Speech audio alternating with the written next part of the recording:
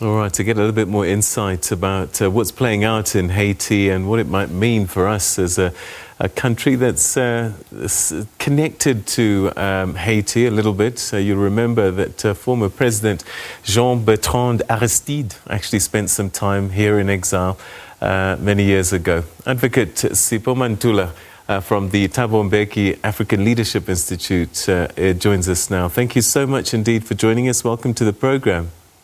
Evening, Peter, and Jumbo Africa to the viewers of Channel 404, the Globe, Peter.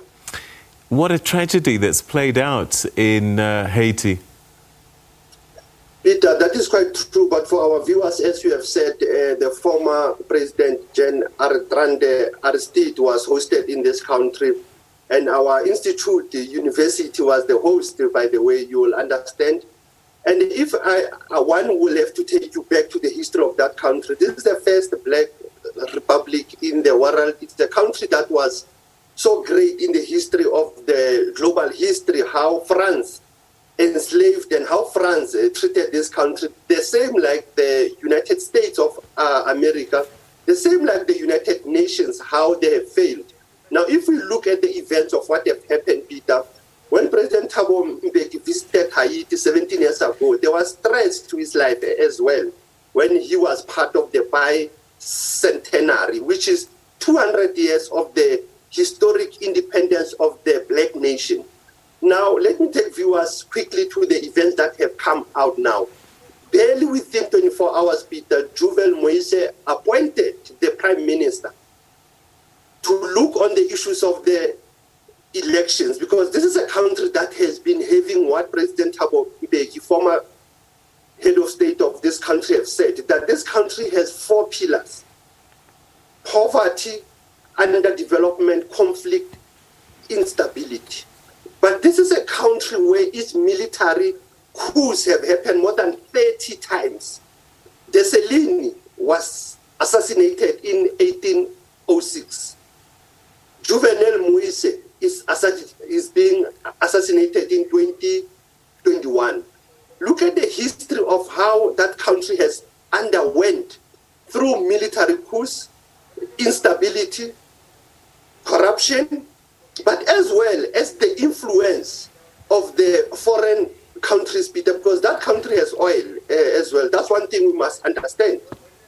And like I've said, Haiti, looking at its history in that overview, it is critical for our viewers to understand that even this killing, it is going to exacerbate the crisis which has been going on. Remember February, there were rumors of the coup in that country early this year. And those are the events that have shaped and changed this African diaspora glorious country, Peter, or even a country that has gone through, like I've said, military coups and assassinations. It does seem that perhaps some of what we're seeing now has also partly been because of the way that President Moise led the country. Could he be partly to blame for some of the instability that we're witnessing? Correctly, Peter, he might be blamed, but remember that he was coming from the opposition party. He has not tasted power for too long. There were arguments around even his election into power between 2016 and 2017. Like I have said, there was delayed elections, referendum, legislative elections. But if you looked at your insert earlier, the assassins, there is an issue of they might be coming from Spain, Spanish language, and others from USA, because they were English speaking. And this is very sad if you look at how did they break into the national key point. That's something that we should look, even if there were tensions. Like I have said, he was a very young president at the age of 53, and we should consider those facts. But the pressure that was coming in that country in many months, it was around even corruption within the private sector. Remember, we are talking of a president entrepreneur here. We are talking of a person who has been into business prior to ascent to power. So that's how you can understand dynamics of Haiti. Like I said, you still have the hidden hands in the conflicts that are happening in the African diaspora. All right, let's talk a little bit about this election process, because there were elections 2015, but they were disputed, and so they did them again in 2016. And then I believe that the issue now becomes, where do we start counting when you were president? Is it 2016 or 2015? Is that why Moise refused to leave office? No, definitely. You know, Peter, the issue of interpreting the electoral calendar vis-a-vis constitutional mandate, those elections, the way you have said, they were highly contested in both the first and the second round. And I think that's where Moise was so confident that he is having a constitutional mandate and elective mandate. But opposition, remember that there are people who have been in the politics of Haiti for many years. And coming from Teta Kale party, Moise was able to galvanize support, even if you can understand that there's always a voter apathy in that country. I mean, in that island. I've been keeping on saying country, Peter, in that island. And that is very critical when you think of the politics of power, the politics of instability, insurrection that, like I've said, comes from even opposition and from foreign powers as well, Peter. Like I've said, the issue of the oil. He was closely working with Venezuela. He was closely working with countries that USA was not prone to. Hence, when you find today, with this passing, you find that UK, USA are the first to hit on the sound to be giving messages and being concerned.